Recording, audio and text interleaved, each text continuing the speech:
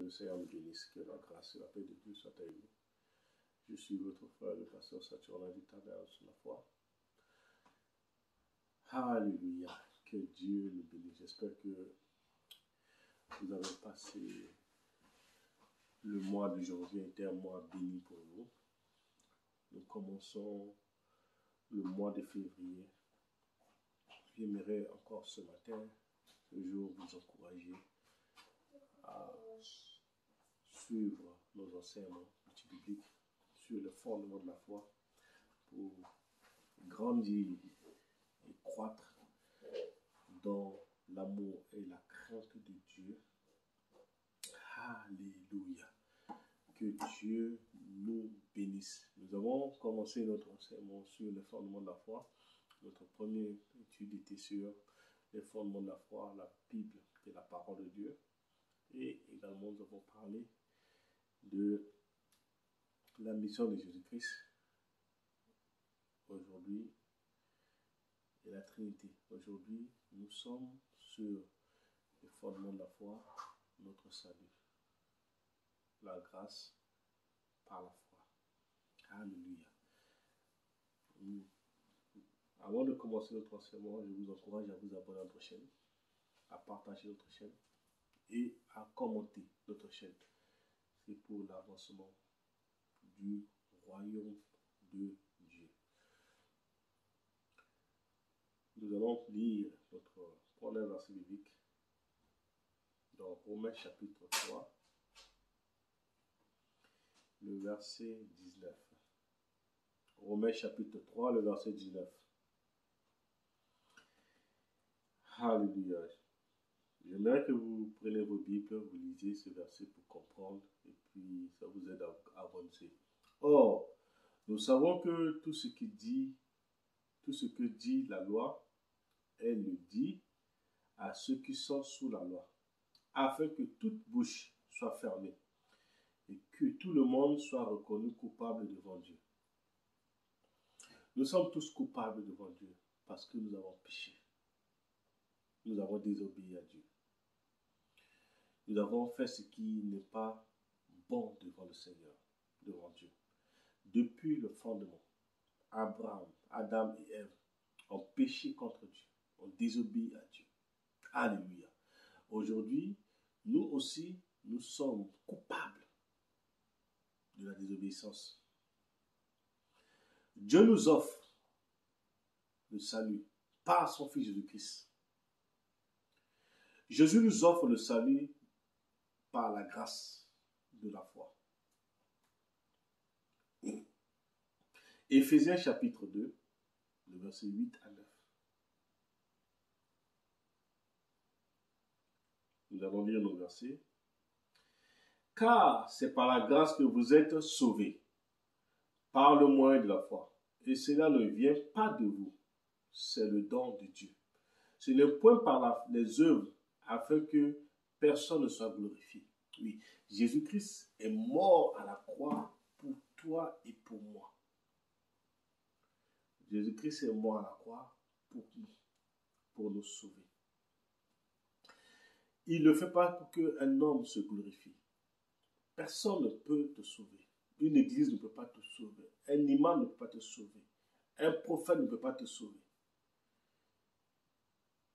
Un pape ne peut pas te sauver. Mais c'est par la foi que nous sommes sauvés en Jésus-Christ.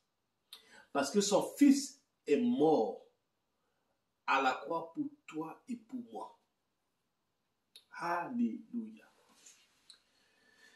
Alléluia. Dieu nous offre le salut de nos âmes. Oui.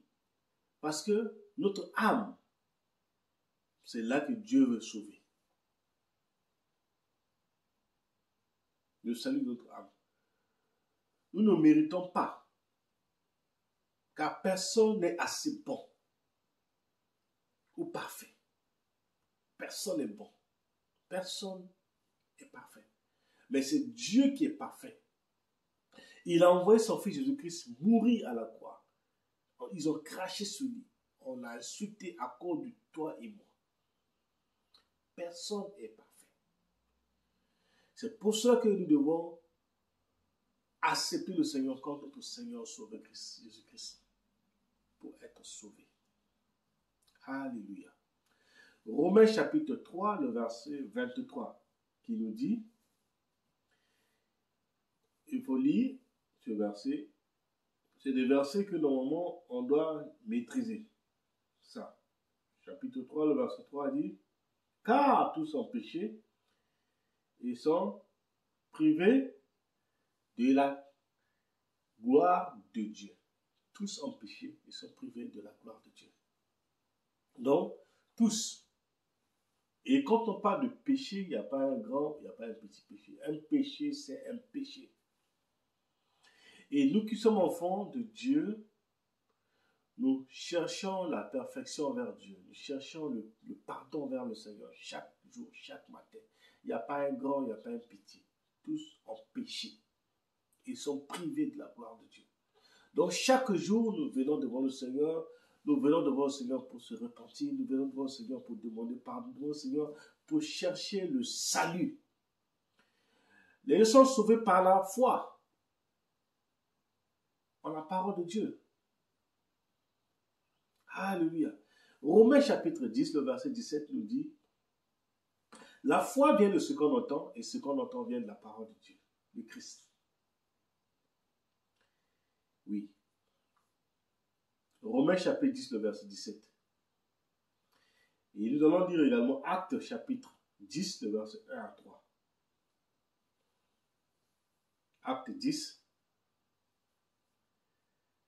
1 à 3. Il y avait à Césarée un homme nommé Corneille, centenier, dans la cohorte dite italienne. Cet homme était pieux et craignant Dieu, avec toute sa maison. Il faisait beaucoup de monde au peuple et priait Dieu continuellement. Vers la 9e heure du jour, il vit clairement dans une vision un ange de Dieu qui entrait chez lui et qui lui dit, Corneille. Alléluia. Nous voyons que les gens sont sauvés par la foi, par la parole de Dieu. Nous devons acquérir le don de notre salut par Jésus-Christ. Le don de notre salut par Jésus-Christ, c'est se repentir et la foi. Jésus voudrait nous enseigner deux choses, se repentir et le pardon du péché. Dieu nous pardonne à chaque instant. Quand nous faisons quelque chose qui n'honore pas Dieu, quand nous venons devant le Seigneur, il nous pardonne. Il nous pardonne. Il veut que qu'on se repente devant lui. Se repentir, c'est un changement intérieur. Changement de façon d'agir. Changement de façon de faire. Changement de parler. Changement de penser. Oui. Beaucoup de personnes, beaucoup d'enfants de Dieu, on veut être enfants de Dieu, mais on ne veut pas changer notre langage. On ne veut pas changer notre façon de faire. On ne veut pas changer notre façon intérieure. Oui, Dieu attend de nous un changement. Il veut que tu changes ta façon de voir, ta façon de penser, ta façon d'agir. Alléluia. Le point 2. Construire la foi par la confession. Lorsqu'une personne confesse sa foi en Jésus-Christ, le Fils de Dieu, le Saint-Esprit régénère l'esprit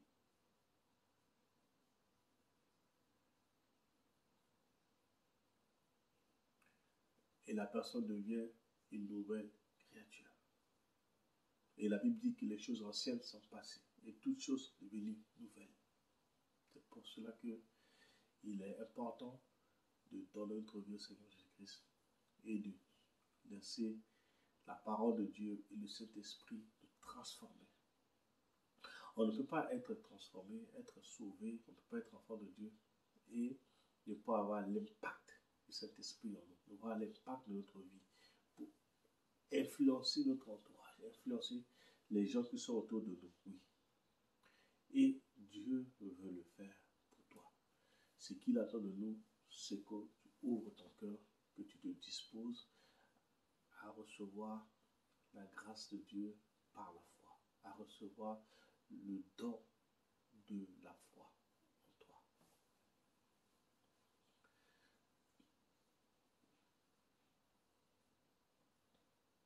Chaque personne qui donne sa vie au Seigneur Jésus-Christ devient le membre du corps de Christ. Oui, aujourd'hui, les gens sont fiers de dire c'est le membre de mon église, le membre de mon église. Oui, l'église, c'est le corps de Christ. Quand tu fais partie d'une congrégation de l'église, tu fais partie du corps de Christ. Le deuxième point de notre enseignement sur le fondement de la foi, nous parlons du ciel et l'enfer. Le ciel et l'enfer.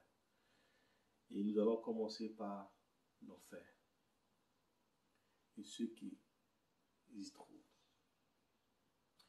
Ceux qui rejettent Jésus-Christ et son salut iront en enfer.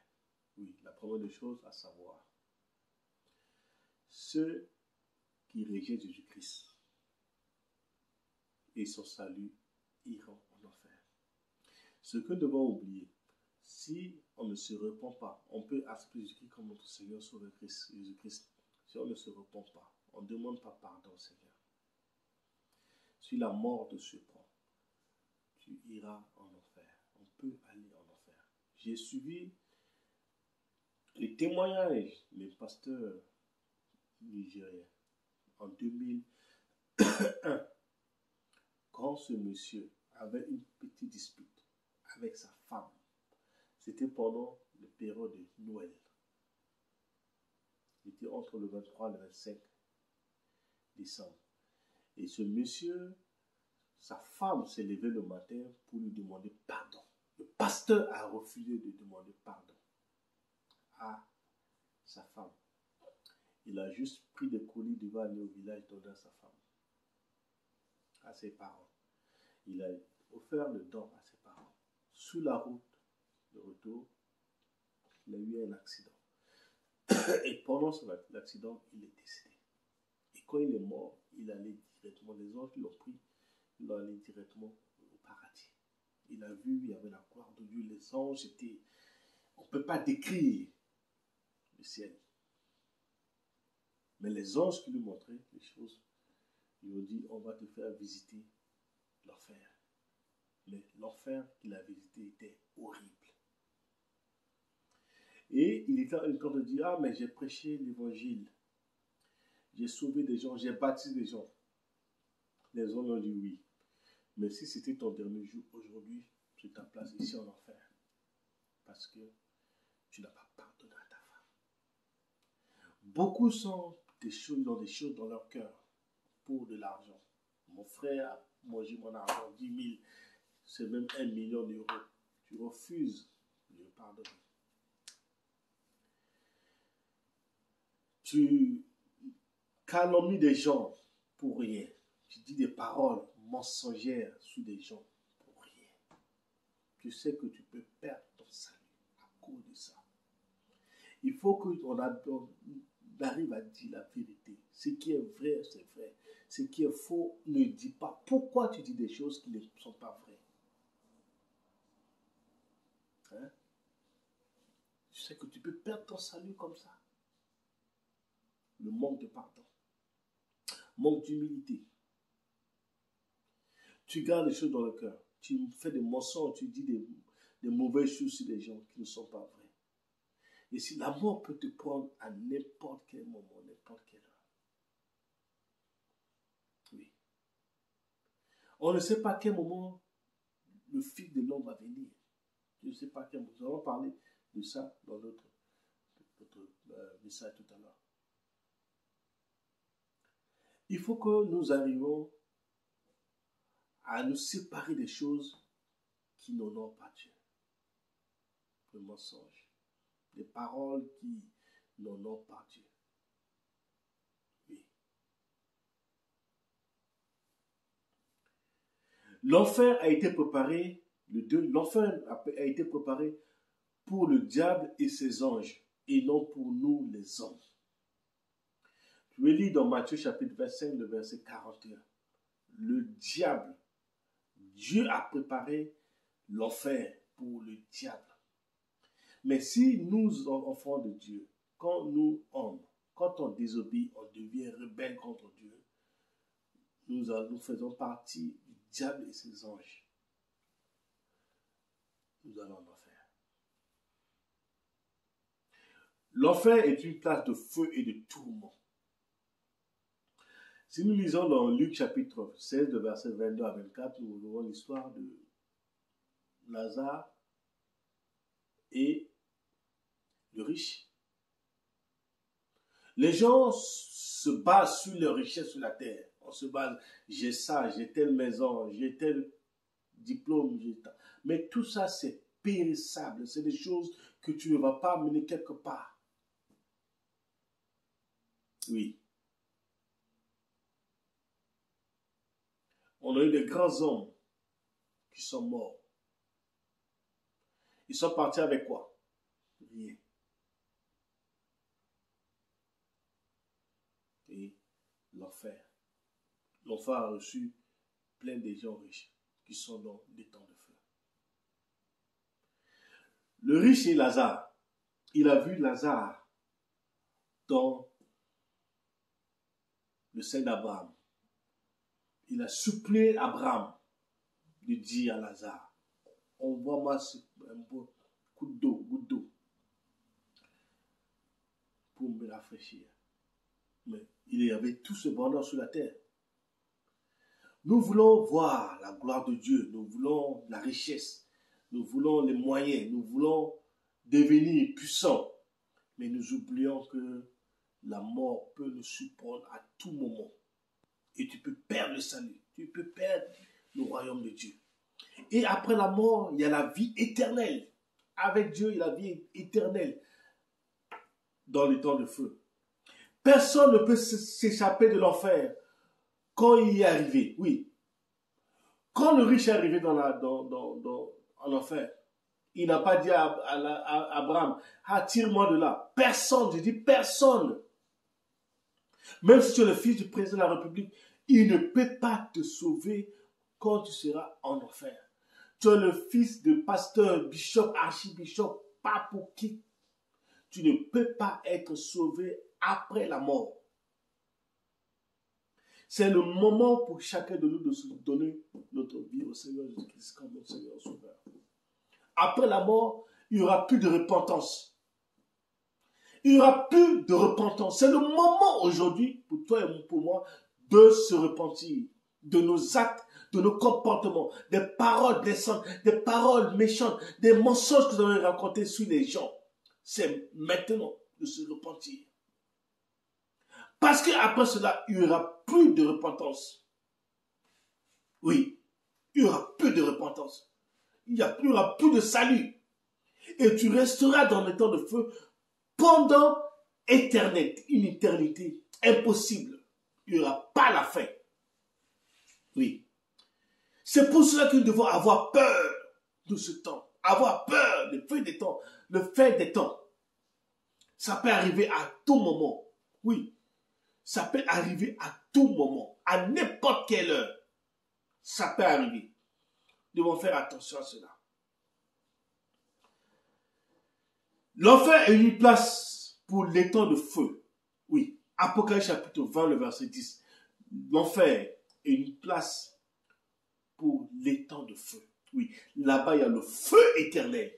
Les temps de feu. Oui. Là-bas, il y a le feu éternel. Oui. Oui. Là-bas, il y a le feu éternel. Maintenant, nous allons parler du ciel.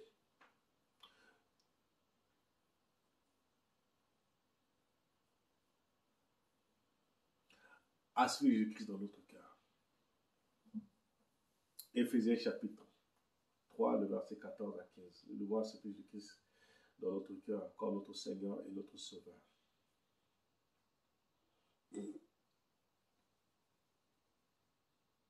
Il dit, à cause de cela, je fléchis les genoux devant le Père, duquel tire son nom toute famille, tous les cieux sur la terre, afin qu'il vous donne, selon la richesse de sa gloire, d'être puissamment fortifié par son esprit dans l'homme intérieur.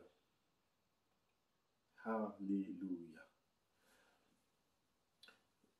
Jean chapitre 3, le verset 16 nous dit, car Dieu a tant aimé le monde qu'il a donné son Fils unique, afin que quiconque croit en lui ne périsse point, mais qu'il ait la vie éternelle. Jean chapitre 3, le verset 16, c'est ça. Il dit, car Dieu a tant aimé le monde qu'il a donné son Fils unique, afin que quiconque croit en lui ne périsse point, mais qu'il ait la vie éternelle. Là, c'est la clé du salut, la clé du salut, le royaume de Dieu, c'est la clé. C'est d'accepter Jésus-Christ comme notre Seigneur et Sauveur. Luc chapitre 15. Luc chapitre 15, le verset 51.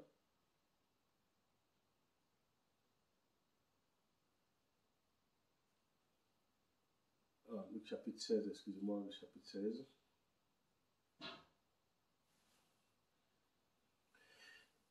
Chapitre 16, verset 22 à 26.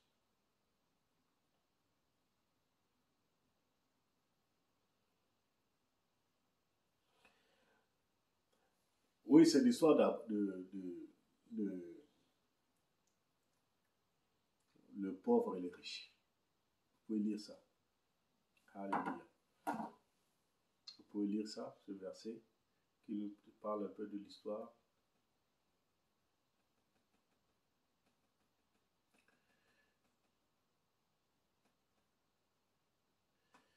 Et nous allons voir le retour de Jésus-Christ. Le troisième point. Le premier point, nous avons parlé de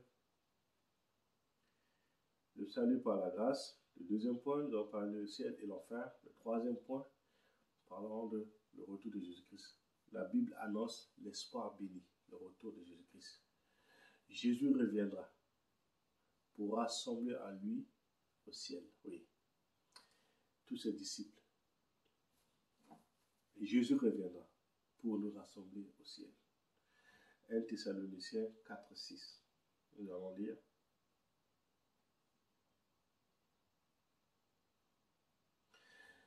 C'est que personne n'use envers son frère de fraude et de cupidité dans les affaires, parce que Jésus-Christ tire vengeance de toutes les choses, de toutes ces choses, comme nous l'avons dit, nous l'avons déjà dit et attesté.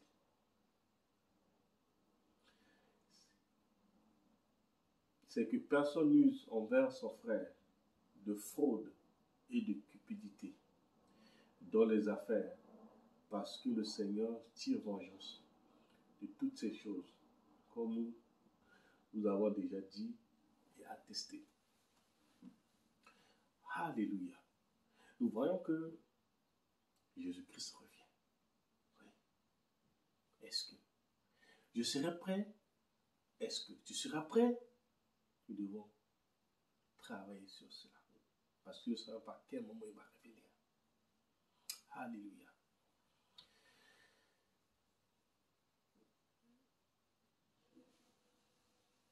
Le Christ régna pour 1000 ans.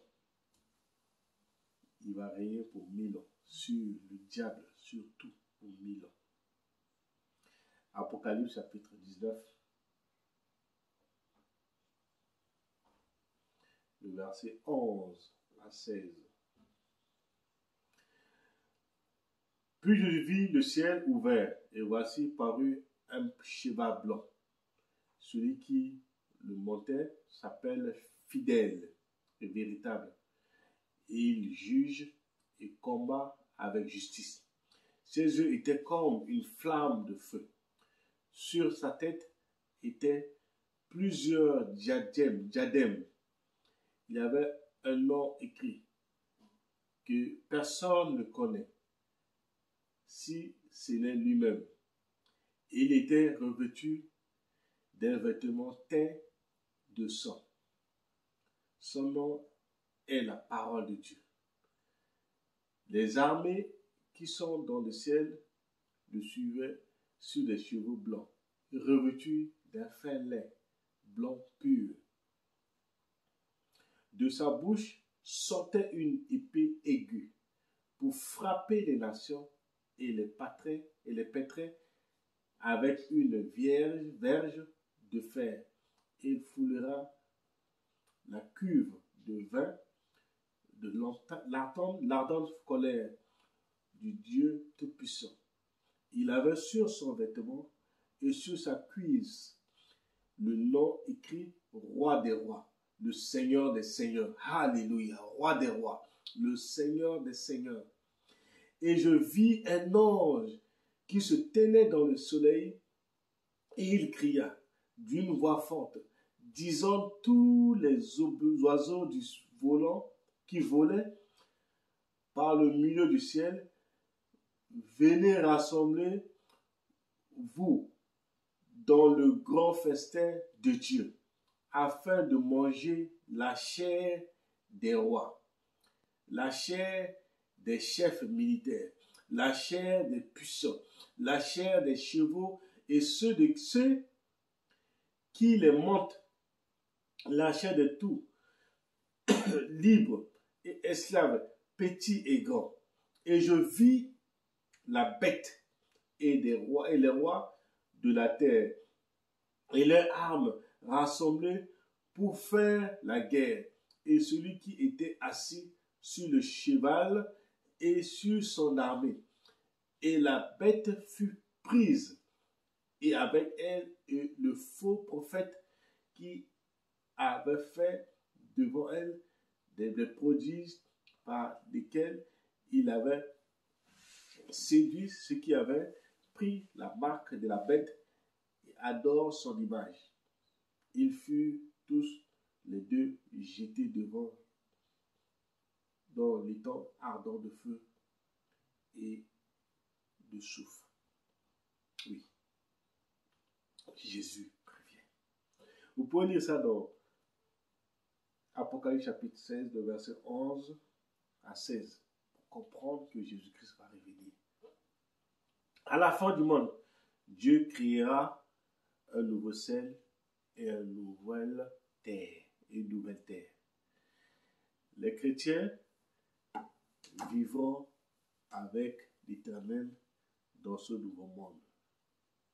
Apocalypse 21, 1 à 10. Oui. Jésus va revenir. Jésus reviendra. Jésus va revenir. Je vais vous demander de lire un verset biblique. Donc, qu'est-ce que l'Écriture nous dit au sujet de la foi? Romains chapitre 10, le verset 17. Vous pouvez prendre ces deux versets. Je vous donne deux versets. Et Jean chapitre 1, le verset 12.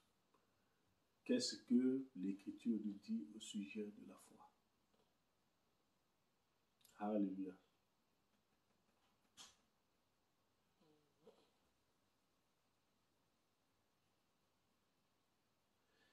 Et puis, il faut lire également Actes chapitre 8, le verset 4 à 6.